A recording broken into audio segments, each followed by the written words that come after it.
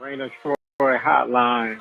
Alicia, Michael, what's going on? We know you have takes. We have takes. I'm actually surprised that your rant line, rave line, whatever, isn't completely full. Why can't we just win a game? Can I blame Michael Castillo for this? Can I blame Bob Connolly for this? Could I put on a zebra shirt and just go out there? Scratch, claw, up against the wall. Can't explain it what I'm feeling right now, guys. I can't believe it. Let's open up that race line. Woohoo! Oh, I can't believe USC is 7-5 again. Oh no! Hello, everybody. Welcome back to Rant Line Radio, episode 544, coming to you on Wednesday, June 19th. It is juneteenth. And of course, we'd like to acknowledge the importance of this day and historic freedom, particularly in the South. But with that said, we're talking about the latest in USC football news, including a couple big decommitments for the Trojans, a update to the future USC football schedule, and in this week's Big 10 Minutes, we're going to get to know the Nebraska Cornhuskers. So lock in. It should be a good one. As always, you can follow us on Twitter at Rant of Troy, like us on Facebook, facebook.com/Rant of Troy, email address rantoftroy@fanside.com, and our phone number 818-643-7227. Second What's Bruin Show. I'm your host, Michael Castillo, along with my co-host here in the Rant Troy studio in Los Angeles, Elisa D'Artola. Hello, everybody. Hello. We are back for another week, getting closer and closer to college football season. The time is just coming around. The NBA finals are over. The Stanley Cup finals are getting good, getting really close between the Oilers and the Panthers, which means summer's basically here, right? Like, doesn't summer officially start in 2 days? All I know is that 1 month from now, we will be glued to our PlayStations, and I am very looking forward to that. So I actually think this is a case of optimistic, Alicia. For once, yeah. I won't want the summer to go by super fast to get to football in the fall, because I want to just live in the college football veg 25 of it. Yeah. Absolutely veg. I officially have PTO for that week, so we're all in. I can't wait. We're gonna be all in on the game as always. Stay glued to our YouTube channel. More content coming your way, including video game coverage. We're going to be talking about the video game, putting out content revolving around the video game, probably streaming as well. So look forward to that kind of stuff, but still a lot to get to before we get to the true summer, because at least the Stanley Cup finals are still going, and that means now's the perfect time to sort of, have a say. Are the Oilers going to come back? What do you think?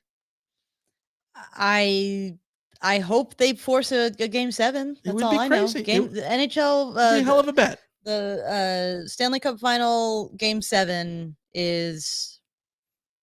I'm here for it. It'd be nuts if it happened. But we'll have to see. It's still sort of a long shot for the Oilers to come back. But of course, now's the perfect time for you to join in at DraftKings, because USC fans, DraftKings are offering up a fantastic sign-up bonus for new users during final season.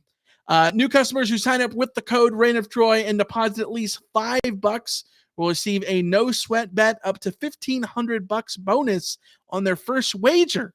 What does that mean? All you got to do is place a bet, at least of $50, and if you lose, you'll receive a $50 credit in bonus bets straight to your account, up to 1,500 buckaroos. You'll also receive one single game parlay reward every day. So use the code Reign of Troy, as it not only gets you these bonuses, but directly supports this very podcast. So if you've been considering signing up for DraftKings, make sure to use the code Reign of Troy, all one word, REIGNOFTROY, Reign of Troy, to maximize that first bet. The offer, of course, only available to new customers who are 21 plus and physically present in legal gambling states. Please remember to always gamble responsibly and check the episode description for the full terms of the offer to see if you qualify. Alicia, a lot to get to on this episode, so let's start with the news, shall we?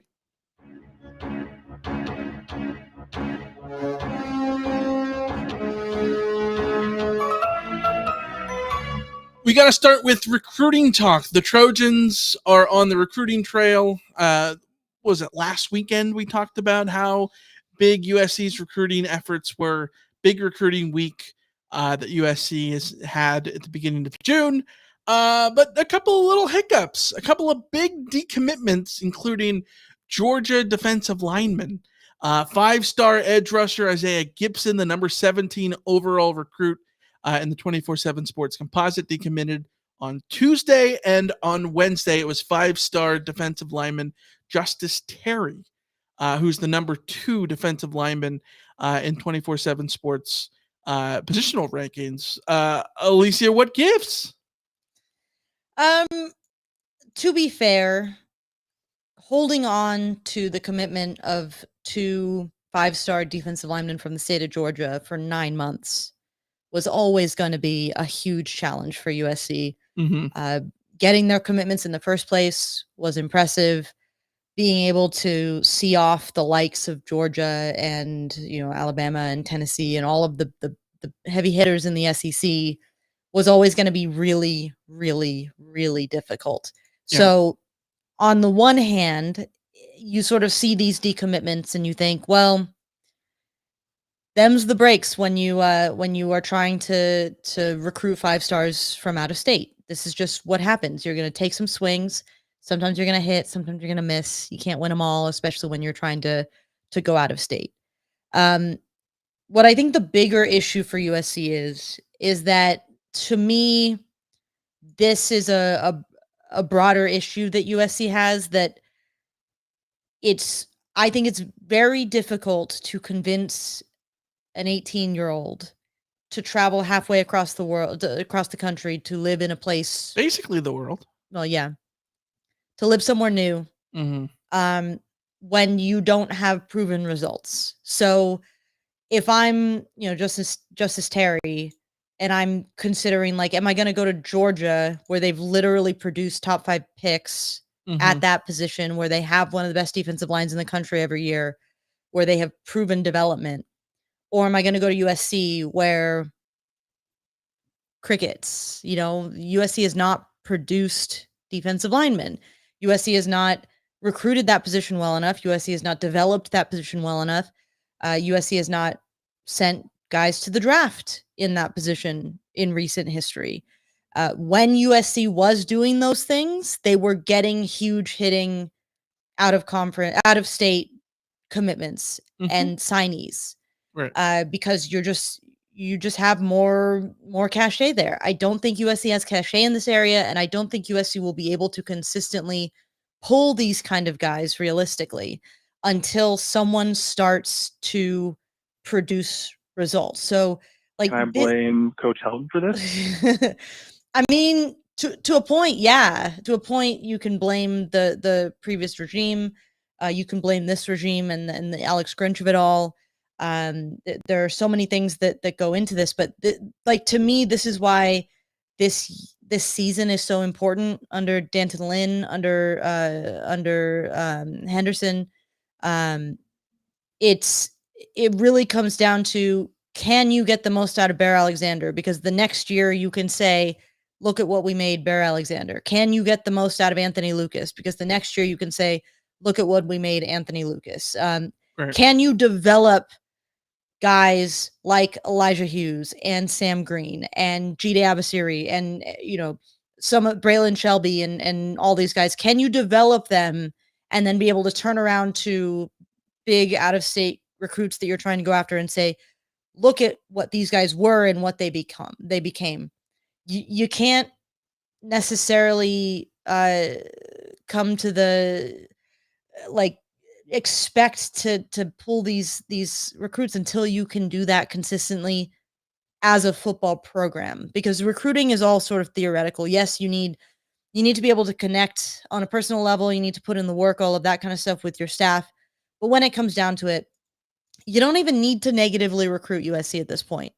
You just need to say, if you're Georgia, you just need to say, look at what we have produced and look at what they have produced. And it's kind of a trump card. So it's frustrating, but the reality is you can't do it now. It has to come later. I think that the interesting thing is, in 2024, and this is the 2025 draft class, recruiting class, right?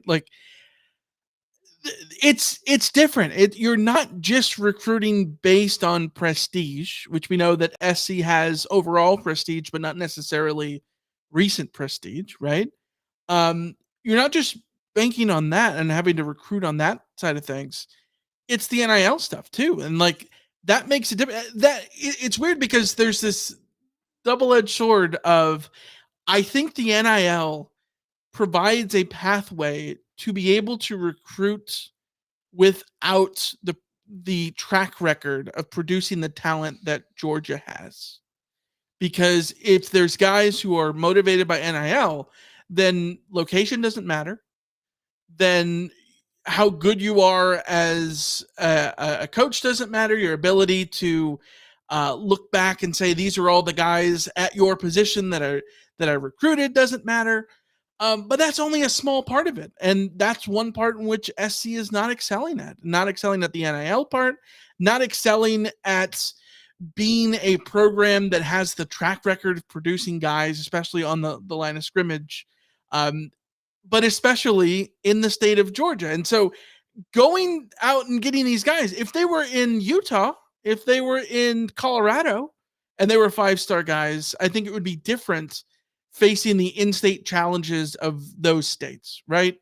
Than facing the in-state challenges of literally the best program in the country, which Georgia objectively is, right? Like one of the things we're going to talk about, and we can kind of just get into it a little bit here, is ESPN just put power rankings through 2026. So the way they put it, this is not a 1-year projection, but it sets out to predict the best college football during the next 3 seasons.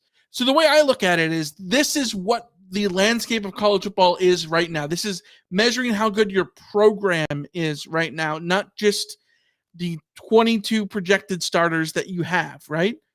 Georgia is number 1 and USC is number 11. And I think 11 is not a terrible place to be in, given what SC has had to show for themselves the last, 5 years, 15 years, essentially. That's a playoff spot. Yeah, it's a playoff spot. But you're competing with recruits in the state of Georgia against the literal number 1 team, the team that produces the most NFL draft picks, that has the number 1 recruiting classes for years on end now. Like, this is really difficult, and you've got to be able to sort of land those guys. So on one hand, it's like, yeah, I get it. It's always going to be difficult. But on the other hand, like you said, you got to have you got to be able to recruit the guys that are sort of going to stick at some point too. Yeah, and you have to put yourself in position that you can find guys who will stick. You're not going to win every battle out of state. It's just not going to happen. Right. Sometimes you literally can't compete with, I get to stay near home. Like, you can't. What are you supposed to do? Say, don't be homesick. Don't be concerned about leaving your family. Ronald Jones. I mean, yeah, but obviously it's. Can not you imagine a world, not to derail this, but he would have transferred in this day and age. No, but he literally went home during camp. Yeah, remember that? Yeah. Like, there was a world in which he never played for SC because he didn't come back to LA during fall camp. Yeah, and these are things that you can't, like, you can be the best recruiter in the world, you can have the best NIL in the world, and you could still sort of lose battles to that. But USC is currently in a position where they're not just losing battles to that. They're losing battles to the whole sort of picture. And you're right. Like, there are two main ways to recruit these days, is to have a track record where you can convince guys that they're going to be great playing for your school and you're going to put them in the NFL, or you can give them a bag. And to be frank, it doesn't seem like USC is willing to go out and give a bag. They're not excelling at either one of those, and definitely not the combination. Well, because they don't have the production to point to. Right. And it seems that they are unwilling to just go out and give a bag. Like, because USC could just say, whatever anyone else is going to give you, we will match it and exceed it. For defensive linemen of this caliber, USC could say that. I think that that Oregon pretty much has that policy of we will give you X number of dollars because, no matter what, we're going to make sure that you come. And I'm not saying that, like, in a negative in today's day and age of NIL. You are competing against a market, and if you don't have the regional advantage, if you don't have the production advantage, one way you can level the playing field is by saying, yeah, but NIL will give you the biggest package. USC Right. doesn't seem to be willing to do that for high Well, school players, which here- I understand. Here's my other question, though, and forgive me of any sort of ignorance here. I'm just going to speak on this on a very basic level here. Where is the misstep? Is it a misunderstanding of NIL? Is it a lack of buy-in from the boosters? People say that just means more in the SEC, and I'm going to be quite frank that that is factually true. Like I know that I'm not saying the SEC fans don't care, but it is a different thing, right? Like people in Georgia would put the Georgia Bulldog logo on their face if that was socially acceptable. You know what I mean? Like, Yeah. I'm not sure that people are lining up at tattoo parlors in Newport Beach to do the same thing. But that's where the recruiting money is, right? And so is it we've heard things about a lack of booster investment? Is that a lack of faith in Lincoln Riley? Is it a lack of faith in USC? Is it a laissez-faire effort because sports and football don't mean as much in LA? Like, I don't necessarily think that SC doesn't, SC people don't care, because SC people certainly care. But there's so much frustration about the lack of NIL stuff. Well, but who's going to step up and fix the thing? Like, is it going to be boosters? Is it on Lincoln Riley to sell the message better? And like, do they have to produce on the field more in order for there to be more money? Like, how do you solve it? USC screams from the mountaintops that their NIL program is just as good as anybody else in the country. I know that there are exceptions to this rule, because there are teams out there that have, big money donors who will just feed money into the program endlessly, and Right. and that's the only thing that matters. USC doesn't seem to have that person or those people. And that is a limiting factor. But USC consistently points to the fact that they can be competitive in NIL. It's where they choose to Sort of put their focus that. resources. Yeah. And what we have continually heard is that USC puts its resources towards players who have already sort of deserved it. They don't want to give a huge NIL deal to an 18-year-old kid who hasn't proven that they can play at the college level. And in some senses, I'm on board with that plan. I wouldn't want to waste money on a freshman who's going to come in, not play, and then just transfer out the next year because they're not playing, and then you just sort of wasted a bunch of money. Like, I'm sympathetic to this approach. But the flip side of that is, and I don't want to make, Justice Terry and Isaiah Gibson make it out like it's just about money, but I think money would help in these situations. Sure. Well, I think it helps when, was it Justice Terry put out his tweet was something about like, give me all you got. Yeah. Which I'm not saying that that's about NIL, but it's not about NIL. Well, maybe, yes. But it seems that USC has NIL capabilities, but my guess is that they function less towards direct NIL through like donations and more towards brand deals and stuff like that, which USC would have a ton of that, but those are also limiting because you have to give those brands a reason to give your players brand deals. Like Caleb Williams had no issues with NIL. He got every dollar that he wanted. Yeah. He was also in a million commercials. Yeah, like, because you can do that, but not every player is Caleb Williams, and certainly not an 18-year-old kid from Georgia that no one's heard of except for like the deep recruitniks.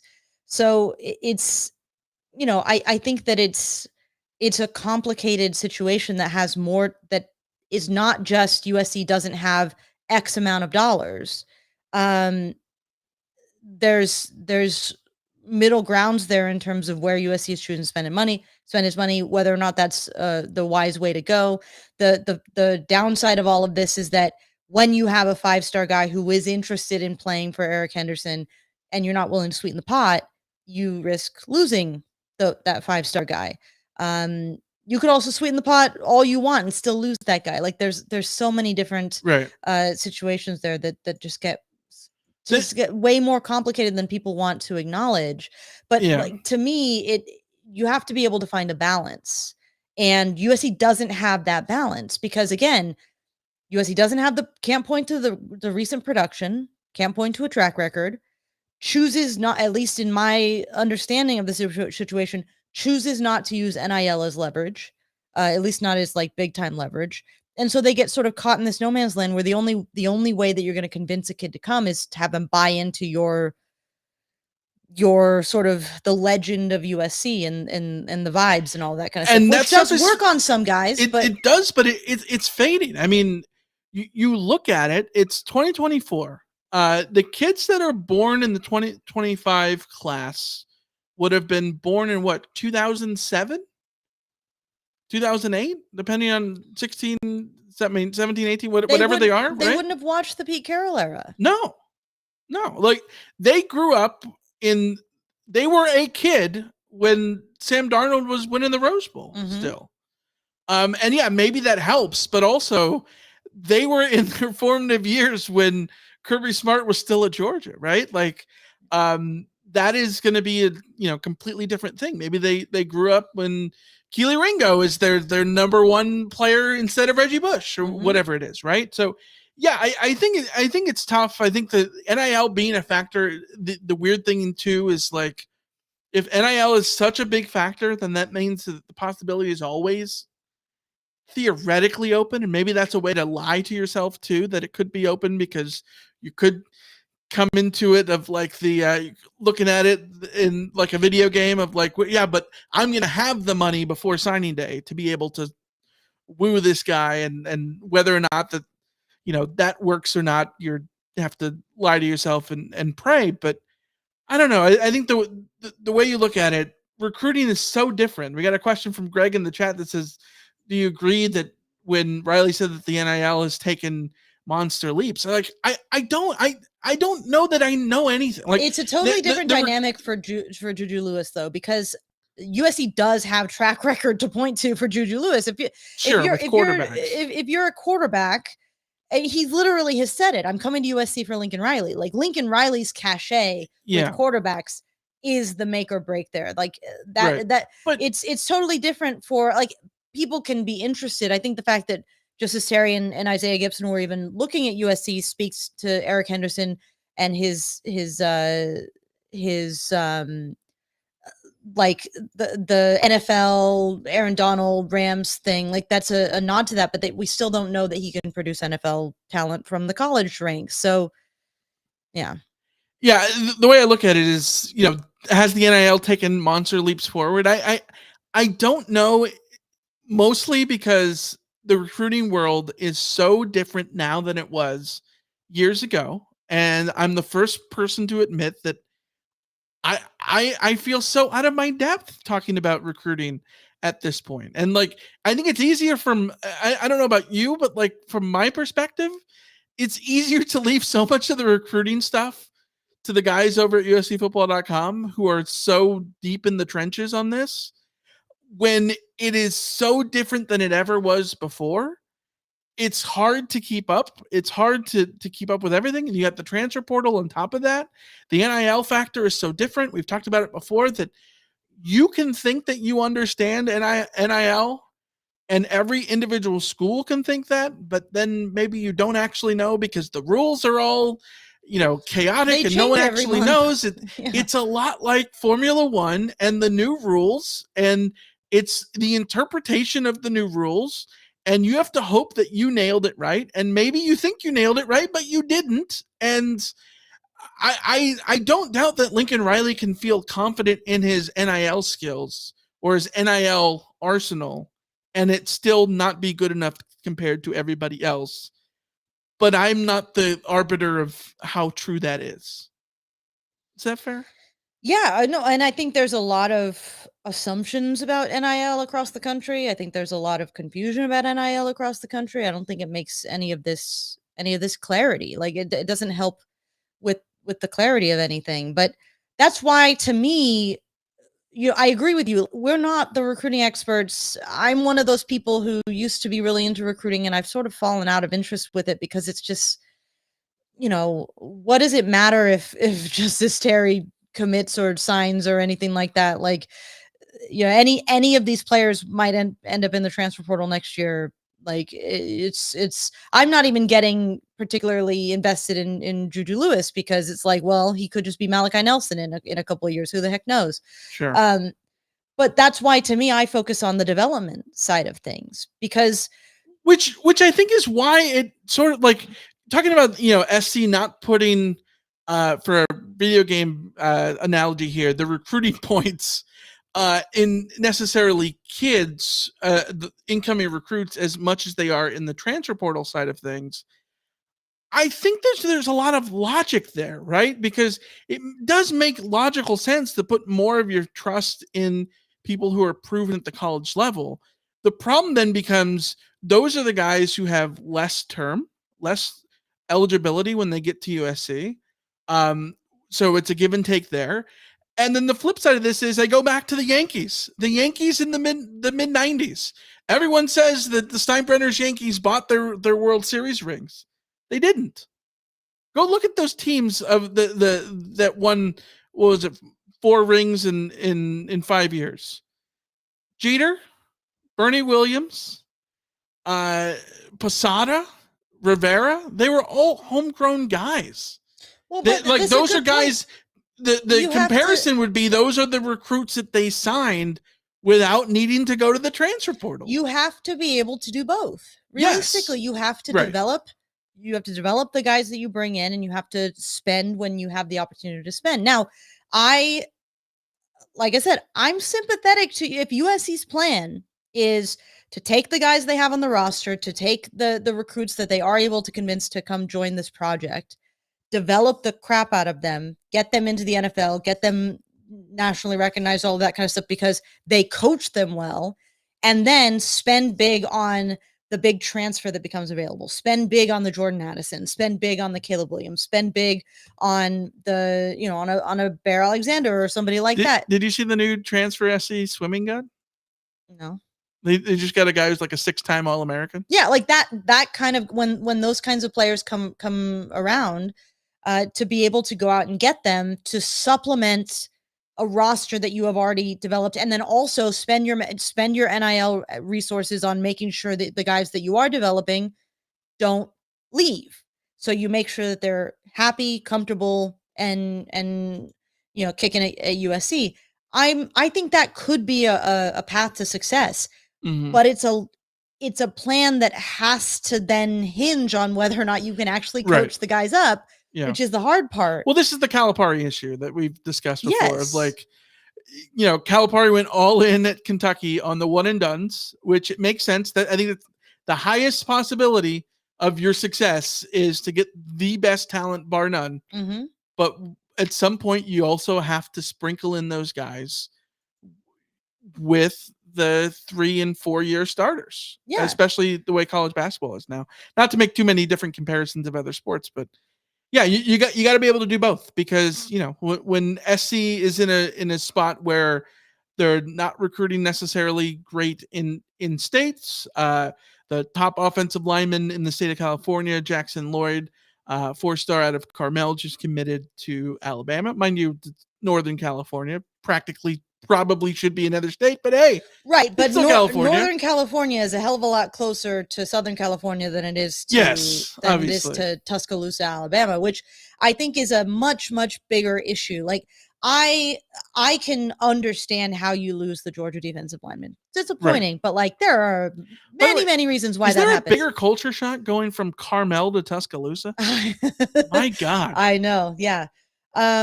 No, my bigger issue, and this is where I think USC genuinely has a big, big, big problem, is that, you can miss out of state guys. USC is missing in-state guys too. Right. Like way too much. Like you mentioned Jackson Lloyd, who just commits to Alabama. This recruiting cycle, USC has 1 commit from the top 15 players in California. Last recruiting cycle, 1 signee from the top 15 players in California. The year before, 4 from the top 15. To put that into perspective, in 2014 and 2015, Sark, who is a very, very strong recruiter, who knows what he's doing in that on that front, and it's helping him greatly at Texas because he's found a way to do both again. He had 7 and 6 of the top 15 in 2014 and 2015. USC had half of the best players that were coming out of California. The top talent in the trenches, USC's greatest positions of need, they're leaving Los Angeles. Last year, Aiden Breland from Mater Dei leaves for Oregon. Brandon Baker from Mater Dei, the top offensive lineman in the state, goes to Texas. 2023, Mateo Uiagalelei out of Bosco goes to Oregon. Collins, I'm going to struggle with the name, but Akiem Pong, did I say? I don't know if I said that right. Whatever. He, from Rancho Santa Margarita, he goes to Miami, then transfers back home to UCLA. Yeah. The top offensive lineman, Elijah Jacket, goes to Washington. In 2022, USC lets Ernest Green from Bosco go to Georgia. They let Hiro Kanu from Santa Margarita go to Ohio State. Like, and if you notice there, a lot of Mater Deis and Boscos in there. The top California programs in terms of high school football right now are Mater Dei and St. John Bosco. Mater Dei guys are not looking at USC. This year, Wyatt's going to Oregon. Darius Dixon is going to Penn State. Chuck McDonald to Alabama. Jordan Davidson is crystal balled to Ohio State. Last year, Xavier Brown goes to Alabama. Aiden Breland goes to Oregon. Brandon Baker to Texas. Nate Frazier to Georgia. Elijah Brown to Stanford. DeAndre Carter to Auburn. Bosco guys are leaving. USC did get Marcellus Williams, and it looks like he's a good pickup. But they Peyton Woodyard goes to Alabama. There's just all of these local pipeline schools that should be coming to USC. As Roger Dodger in the chat says, KVA Kingston Bilamu Asa is going to Notre Dame.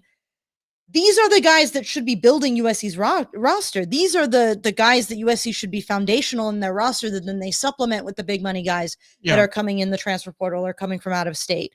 And they're all walking to Oregon and Alabama and Georgia and Ohio State, the true contenders for national titles. That's the problem. You can miss out on Justice Terry and you're fine. You miss out on all of these Mater Dei kids, all of these Bosco kids, all of these Centennial kids. The rare, Long Beach Poly isn't popping them out the way that they used to, but the top guys from Long Beach Poly, the top guys from Sarah, the top guys from all of these local programs, you should have these guys in the bag. Because you have the local advantage. You have you get to stay close to home. Especially the way that we talk about the guys from Georgia, right? Like you talk about the guys from Georgia and you just kind of assume they're just going to go to Georgia. And the schools outside of California do not have that view about the guys from the, former SC pipelines, right? Yeah. It's open season. Yeah, we got a question from Ben that says, do you think the move to the Big Ten has also turned off kids in California? I don't think it's turned off kids in California. No. I don't know how much of that has actually sort of played a role. But I do think that this goes beyond the Big Ten stuff. We've been talking about SC missing the local guys since Clay Helton was around, right? Can I blame Coach Helton for this? Remember, SC missed on Sean Ryan. They missed on Jonah T. And Jonah T was a guy who never did anything for Oregon, right? But he was a guy out of two-time CAF state champ Narbonne that was at USC like every day. Every weekend. And he still went to Oregon, right? Like, you miss on the guys that are in your backyard, especially at a key position like the offensive line. Sean Ryan is someone who absolutely could have been helpful for USC on the offensive line. Put him next to Voorhees and AJT and all those guys, AVT and all those guys. Like, it would have been huge for SC's offensive line. Didn't get him, right? Like, that's really where it sort of started. I don't know that the lack of of local games is turning people off there, especially when these guys are leaving California to play across the country. So it's not like the location of their games is shown to matter in their decisions, right? Mm-hmm. So I don't think that that's sort of it. I think Lincoln Riley's everything that he said is that it's not about where a recruit is from; it's about the recruit, and I think that that logic makes a lot of sense. There's a reason that Pete Carroll went out of state. He always talked about you go out of state for first round draft pick talent, and yes, that makes total sense. Just get the best guys, and the problem is that SC is not consistently getting the best guys because when the truth comes to be at the end, if SC had great recruiting classes, nobody would care where those kids were from. If they all went to Thomas Aquinas and insert Georgia high school here, and they went to Allen and wherever high school around the country, nobody would care. If they went to USC and won games, nobody would care that they weren't modern day guys. They weren't Sarah guys and Bosco guys, right? But and Poly guys. But when you're not getting the out of state guys and not getting the local stuff guys, and a season in which you just went 7-5 and fell flat on your face, that's just going to ramp up all of the frustrations because the in-state guys are the ones that were easy to take advantage. I mean, take for granted for decades. That's the problem is that, it's not as simple as this, but we'll use the video game analogy again. You only have so many recruiting points. And if you're spending a lot of recruiting points trying to pull guys out of enemy territory, you're not investing those points in keeping your own guys home. Mm-hmm. And theoretically, you should have to spend fewer recruiting points to keep your own guys home. Yeah. But you can't spend no recruiting points keeping your own guys home. It's not that simple, but these are major concerns. And these are things that I think that Lincoln Riley needs to answer for. His staff needs to answer for. The reality is that USC can answer a lot of these questions if they go out and run good systems and play good football and develop good players. Mm-hmm. Then I think the recruiting follows. But right now, USC is going to be in for a lot of criticism because they don't have the good track record and they don't have the recruiting, the big recruiting success. USC is still recruiting good. And that's the thing is USC is recruiting good players. Like USC's roster is full of guys that we have a lot of hope for. But like the sure things are the issue. You gotta develop the guys that you have hope for. Yeah. And then you can turn things around on the recruiting trail without having to go out and just, spend NIL money out the wazoo. Yeah, let's talk about the ESPN Future Power Rankings that we mentioned earlier. Trojans are 11th in the country in that. But I think the interesting thing is looking at where other teams are. Oregon is 6th. Notre Dame is 7th. Utah, who's no longer in USC's conference anymore, they're in the Big 12. They're 14th. And I think those three schools are interesting because I think in a lot of ways, SC and Notre Dame are very similar. Both will tell you that they're national brands. I think it's probably more true for Notre Dame than it is SC. But both are big blue blood programs who, haven't been winning national titles lately, but still have the ability to compete with the other schools, right? But Notre Dame being ahead of SC is a problem. I think that, SC went out and got Lincoln Riley and Notre Dame promoted from within a guy who probably wasn't fully ready in Freeman because they trusted him and believed in him and didn't want to let him go, right? Their program being ahead of SC is probably not ideal for the situation. Yeah, SC's 11th, which is the worst thing in the world, but you don't want them ahead. And you don't want Oregon ahead because Oregon essentially becoming, and I know that this is a phrase that is not going to make people happy to hear, but like Oregon becoming the premier brand for college football on the West Coast is insane. It's insane that SC has allowed that to happen. Right? Yeah, that and it's hard to argue that it's not the case. USC fans are only going to get to use the 0 national titles thing for so long because the moment Oregon breaks through for that, then Well, SC has 0 in the last argument- 20 years. So It's what still more than Oregon, but the point is that Oregon is a hell of a lot closer to a national title right now than USC is, and that's the Right. issue with these rankings is that USC is 11th, but the gap between 5th and 11th in terms of national title readiness feels is pretty big. massive. Yeah. It's massive. Ohio State number 2, by the way, Michigan 5. Yeah, and the college football playoff, we don't know what 12 teams looks like. We don't know how many, will that be chalk most years? We don't know yet. Will it be chaos? We don't know yet. So, things are certainly going to get interesting, but USC won't compete for national titles until they get the trenches sorted out, and they won't get the trenches sorted out. And this is sort of chicken and egg until they start getting more out of what they have in the trenches. Yeah. Roger Dodger says Oregon in 109 years has 15 All-Americans all time. What is SC doing? I hear what you're saying, but doesn't that just make the point that Oregon has figured out the recruiting game more than SC?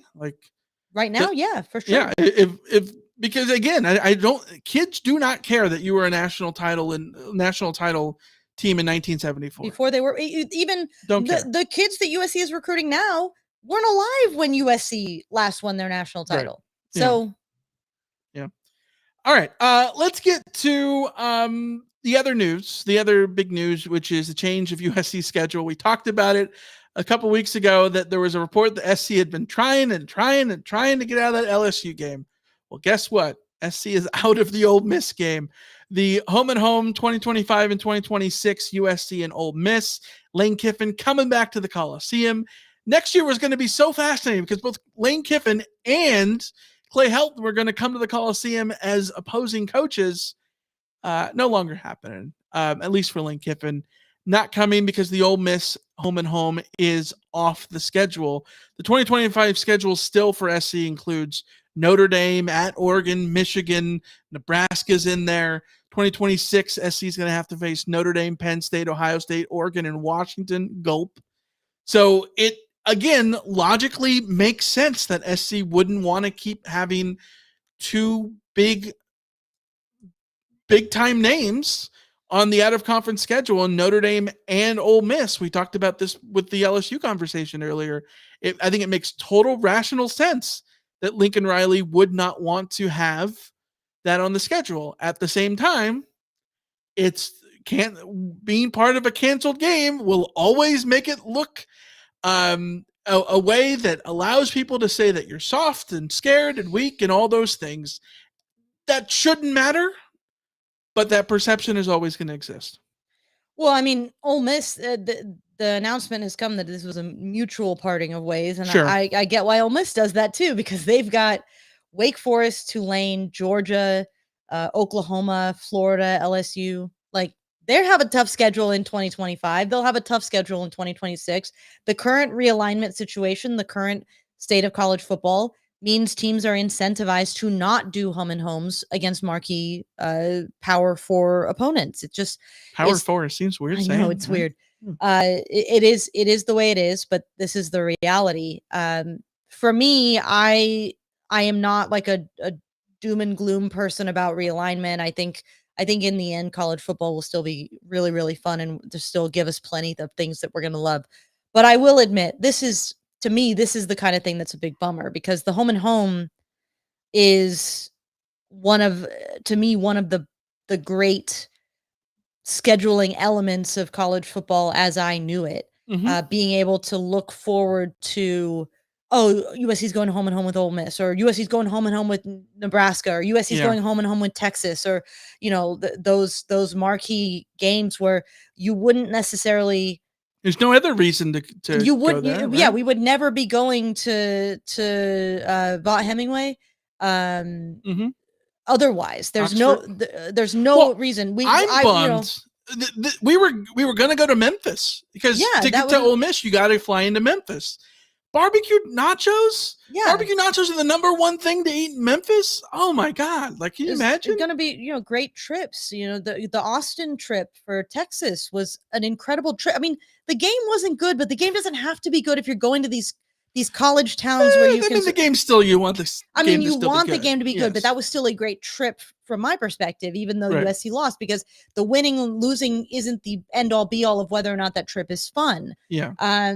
Those kinds of the things. flip side, though, is being in the Big Ten and being new to the Big Ten means that all of these trips against new conference foes are going to feel like out of conference games. Right, but that's and there's so many teams in the Big Ten that you're not going to play them that often, which I think will keep it fresh. So it's not like you're going to, like, as much as we talk about how great it was that you could just drive to Tempe every other year, because it's a 5.5 hour drive. Well, you're going to go to Ann Arbor every 4 or 5 years or whatever it is, but that's going to keep it fresh. Even if you're going to go to Purdue, like, well, I haven't been to Purdue in a long time, so I'm going to go to Purdue this time, right? Like, whatever it is, I think that'll at least keep it fresh for a little bit. Either way, it's a bummer not to have big home and homes, but you have to remember SC plays Notre Dame. That's a home and home. It's a non-conference game. I know it's easy to feel like it feels like a obligatory conference game because it's on the schedule every year, but technically not a conference. Yeah. All right. Let's talk about guys who are in conference. The Nebraska Cornhuskers. We got 10 minutes. Let's go. A big 10 minutes. Let's talk about the Nebraska Cornhuskers, founded as the University of Nebraska-Lincoln in 1869. Well, originally University of Nebraska until 1968, when the university sort of swallowed up the University of Omaha to create the University of Nebraska system, which then changed the name of the University of Nebraska to the University of Nebraska-Lincoln, and then Omaha became the University of Nebraska-Omaha. Basically, the UC system, but in Nebraska, you get it. Of course, Nebraska is in Lincoln, Nebraska. They are the Cornhuskers. According to Huskers.com, Nebraska football team of the 19th century were known by such name as the Old Gold Knights, the Antelopes, the Rattlesnake Boys, and get this, the Bug Eaters. Oh, the Rattlesnake Boys and Bug Eaters. The Bug Eaters. That's a missed opportunity. Bug Eaters, so How good. is there not a minor league baseball team already called the Bug Eaters? There's got to be. Local sports writer Cy Sherman did not like the name Bug Eaters. Get out of here. But he was a fan of Iowa's early names because Iowa early on was called the Cornhuskers. So when Iowa went all in on Hawkeyes, he's like, hey, let's take Cornhuskers. So in 1900, he started saying Cornhuskers in his columns, and it stuck. It eventually got co-opted by the state as the official nickname after the football team. So it's sort of the inverse of what other Big Ten schools have done, where Iowa's the Hawkeye state they're the Hawkeyes because of the Hawkeye state, and Indiana's the Hoosiers because of the Hoosier state. No, they are literally the Husker state because of Nebraska football. One weird Nebraska fact. Because of Iowa football. And because, they stole it, and Yeah. corn grows in Nebraska and Iowa. One weird Nebraska fact, despite being the University of Nebraska, Nebraska, of course, goes by NU. And so there's a lot of places, former Big 8 schools. This sort of stems from Big 8 traditions, Midwest colloquialisms, resulting in Colorado being incorrectly referred to as CU. Kansas incorrectly calls themselves KU, Missouri, MU, Mizzou, on and on. All those Big 8 schools incorrectly called their teams Nebraska U, and it even stuck to the one of their fight songs. There is no place like Nebraska includes the phrase "Dear old Nebraska U." Again, technically incorrect. This is, I guess, like SC having Southern Cal in a lyric or something like that. Let's talk about the fight song, Hail Varsity. These are the revised lyrics from 2023. Hail to the team, the Scarlet and Cream. Cheers for a victory. Echo our loyalty. So on, U of N. Let's triumph again. Fight on for victory. Hail Varsity. A little fight on in there. Another fight on. Yeah. Some nice rhyming schemes. Yeah. Yeah. I dig it. I love There Is No Place Like Nebraska, which is sort of their other fight song, battle cry, whatever you want to call it. There's no place like Nebraska, dear old Nebraska, you, where the girls are the fairest and the boys are the squarest of any old school that I know. There's no place like Nebraska, where they're all true blue, we all stick together in all kinds of weather for dear old Nebraska, you. That is a banger. Absolute banger. Let's talk about who has been a Husker. How about Warren Buffett, the Uber billionaire? He's a Husker. Blackjack, John J. Pershing, the decorated World War I general of the armies, the very first general of the armies of the United States, the namesake for Pershing Square in downtown LA. How about Frank W. Sear, the father of the yellow school bus? He invented the yellow school bus. Look at that. Montgomery Case designed the George Washington Bridge. Charles Purcell designed the Bay Bridge. Look at the Huskers just bridge guys being a bridge university all of a sudden. Jerry Thomas invented the TV dinner, which I think is fitting because I always think of Nebraska as sort of being like where like Tyson is. I think Tyson is in Nebraska, like the chicken people, Tyson chicken. Harry Culver, the founder of Culver City, went to Nebraska. Carlos Ulmanis got a BS in Nebraska in 1909, then became the first prime minister of Latvia. That's kind of cool. Johnny Carson went to Nebraska. Everyone's favorite ESPN reporter of all time, Shelley Smith. She's a Husker. Olympic wrestler Rulon Gardner is a Husker. Laker and Clipper legend Tyronn Lue, a Husker. And Angel greats Darren Erstad, a Husker. Alicia, when you think of Nebraska fans, what do you think of? Very, very loyal. They travel well. They have great attendance, even though their team has not given them a good reason to attend for a long time. Mm-hmm. Yeah, when you know how St. Louis Cardinal fans do the circle jerky thing, best fans in baseball BS. Mm-hmm. I think they imagine that they're actually Nebraska fans. Like Nebraska fans, I legitimately think are the best fans in college football. Their loyalty. They're nostalgic, but like also aware of the weirdness that, which we'll get into, which is, well, the first thing you think of Nebraska is the football team. They were the powerhouse. I think it is crazy if you are Gen Z, Gen Alpha, and you're trying to, like, you're getting to college football, you just got admitted to SC last week, and this is your first podcast, and you're like, I got to get into listening to SC because I just got admitted or whatever. And you're like, Nebraska, I've never heard of them. When we were kids, Nebraska was Alabama, the pinnacle of football.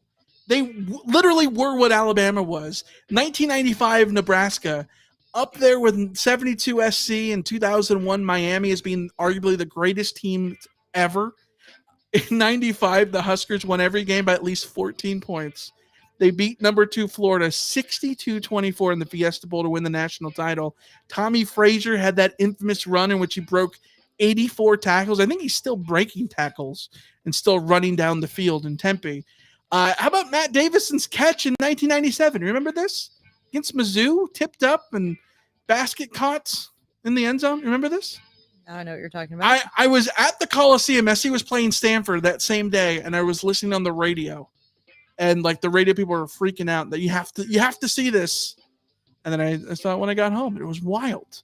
But back in the days when we would wait up and wait for SportsCenter to show all the highlights. to see the highlights. Yeah.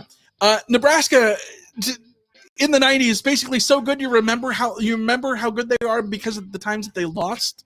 Like in 96 when they lost to ASU 19-0 in Tempe. There's the Chris Brown game in Boulder losing to Colorado 62-36. Those were like shocking, iconic moments. You remember where you were because Nebraska lost. What?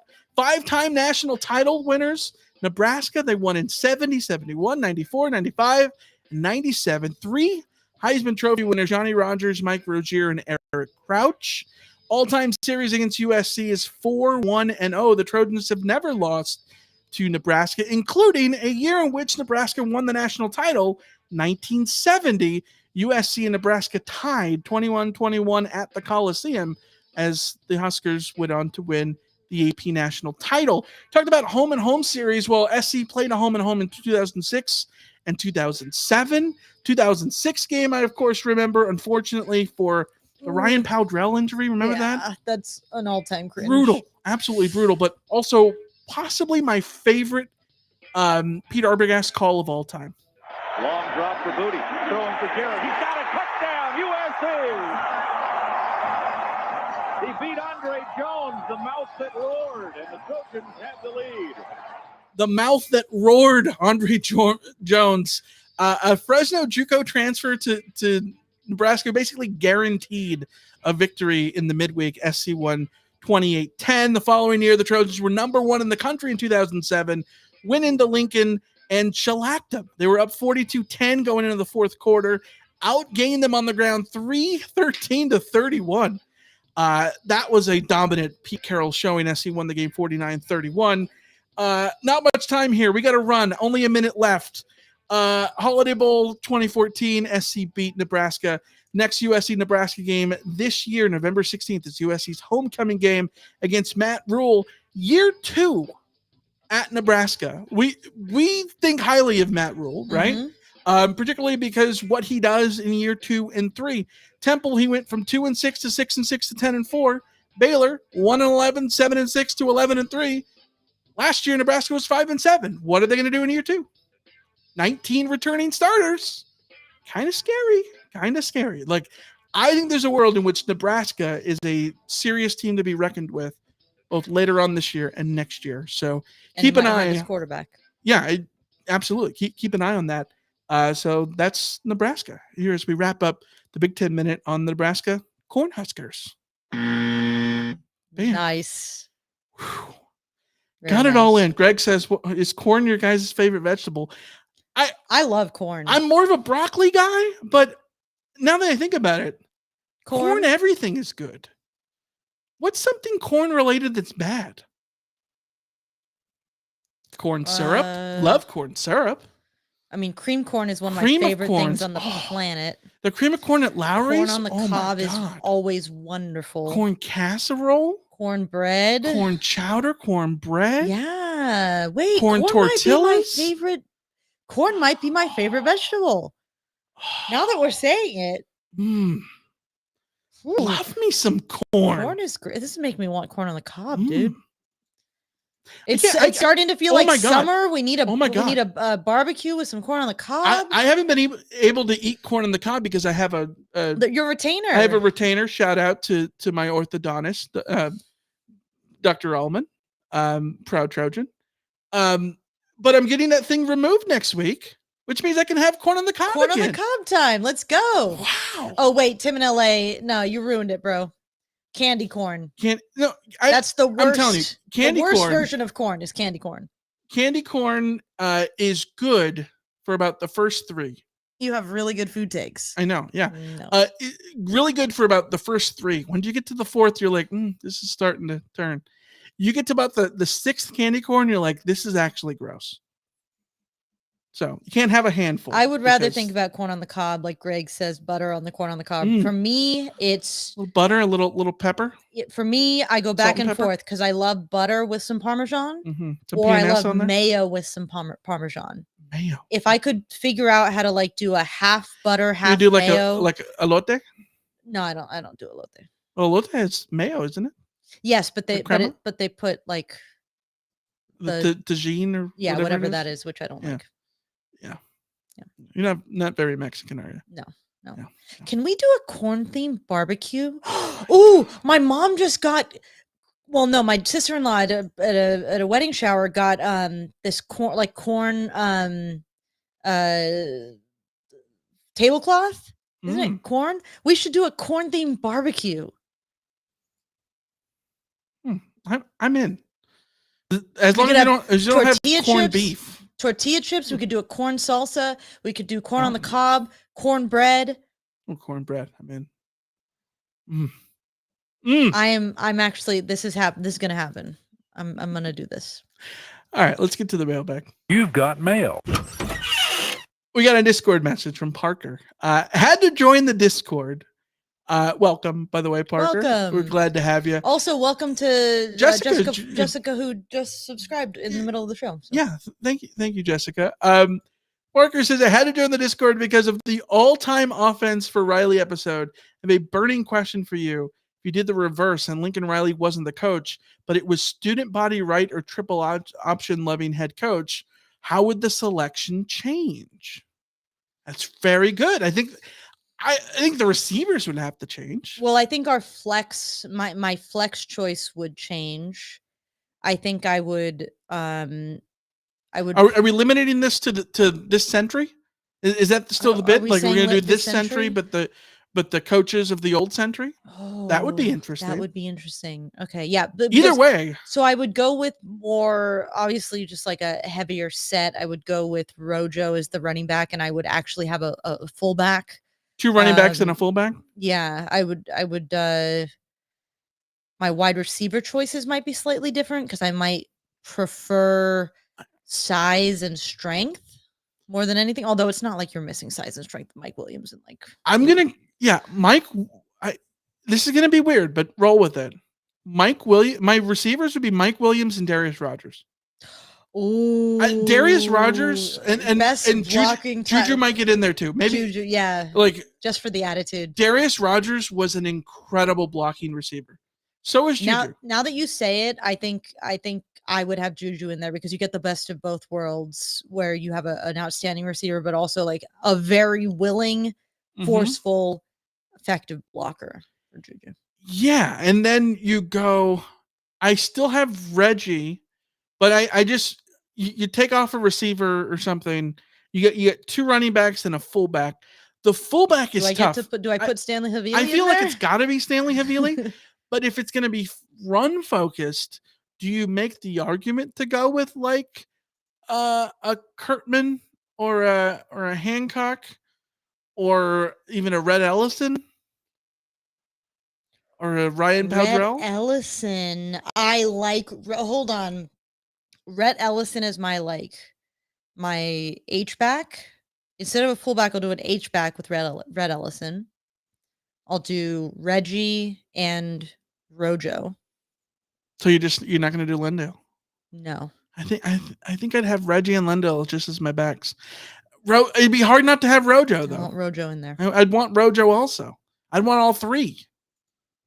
With Stanley Havili and Riddell. I want everybody. Yeah. I want everybody. Just having 11 running backs on the field. But I think the biggest change is receiver. Like you would not need Marquise Lee or Robert Woods. You don't need 3 receivers. No. Where I think we effectively set up with. Does the tight end change? You still roll with Fred Davis? I think so, right? I think so, but maybe I'm tempted to put Red Ellison at tight end. So then you can use Red and then still Stanley? Yeah, and then I can get Stanley. And that way I'm losing the receiving threat of Fred Davis, but I'm adding sort of like Red Ellison plus Stanley Havili are still receiving threats, just not on the level of Fred Davis, but I'm adding sort of that level of blocking ability. Yeah. Yeah. All right.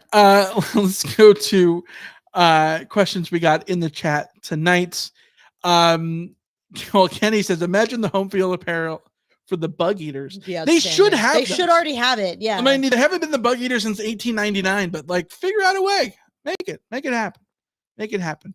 Greg says, did you see the picture of Pete Carroll and Jakeem Stewart over at the Elite 11? Yeah, Pete Carroll is at Elite 11. That's cool to see him back in a sort of a college football realm. Is he recruiting for USC? I doubt it, but like he's not recruiting. He's not recruiting for USC. Yeah. That's for sure. Yeah. Yeah, I think, and any just having him around, I think absolutely helps. Yeah. Greg also says, what offense are you running in CFB 25? I used to always do I would always have fun with a triple option. Mm-hmm. And supposedly this game, they put a lot of work into making the option work. So I think I might triple option it up. Wow. All right. You might triple option it up. I am going to stick to my tried and true. It's NCAA football, college football, whatever. We're going to call it CFB? What are we calling it? I'm calling it CFB 25. Okay. CFB 25. run and gun was always what I liked. Run and gun, because you would have sort of the best of both worlds. Like, you'd have some option plays, you'd have a spread passing attack. Like, I think you'd have some split backs in there. That was sort of the way to go. I think that absolutely would work. But we'll have to see how the thing goes. What does an air raid look like in the game here? As if you're watching us on YouTube, we got Jesse Cam up and rolling for you guys now. Can I tell a quick anecdote about Jesse? Yes, go ahead. We were getting ready for the pod like an hour before we were going to start recording. We were both in here getting our rundown ready. Jesse's laying on that bed. She's super comfortable. She's laying on that bed. I get up and leave. I come back in. She goes back in and lays on the bed. 5 minutes before the podcast is going to start, Michael gets up and leaves. Jesse follows him out. Michael comes back in. Where does Jesse lay down? Behind the camera. Yeah, the camera's on a tripod and she's right behind it. Yeah. So now she's back. She did make her way back to be the center of attention. Yeah, she is back there. Chat loves it. Jessica says, "Oh, Jesse Cam." Kenny says hello. Yeah, it's good. It's good that she finally gets her little place there. Kenny also asked, "Does Pete run them out of the tunnel this year?" I think that's a good call. I didn't think about it.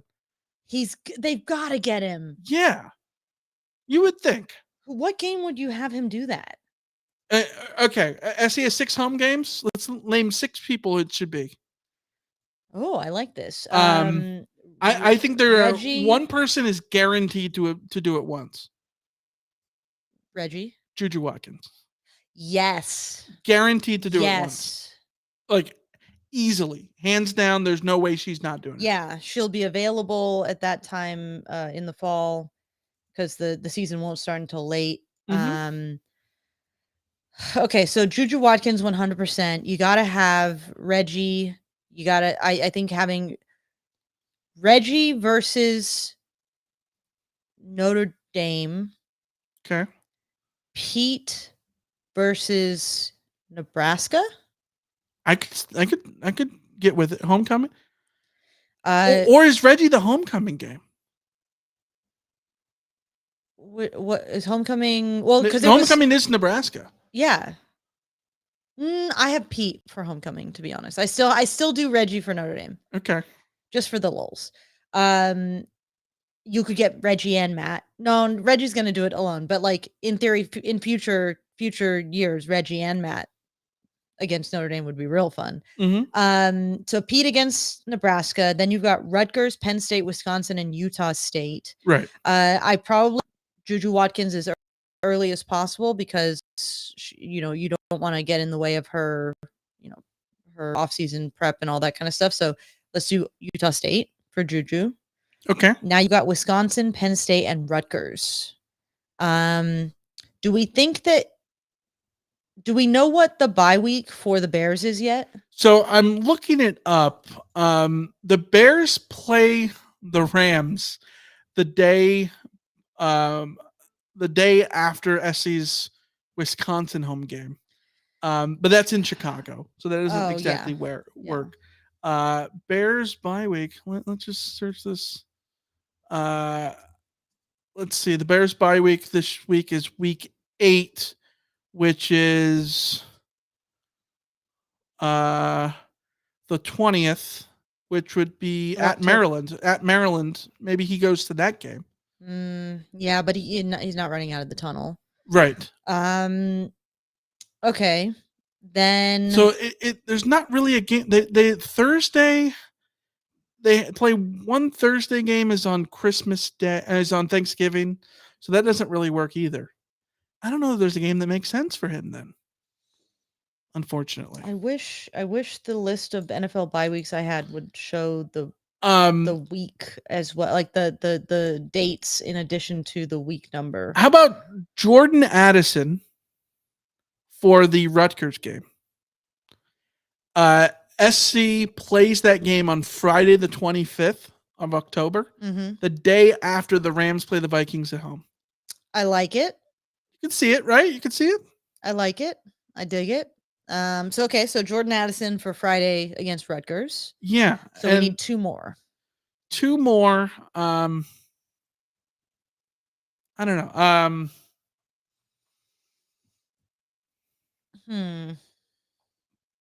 We'll When you figure could it out. you could always pull, guys who are out of the league now. They could always, put Sua there.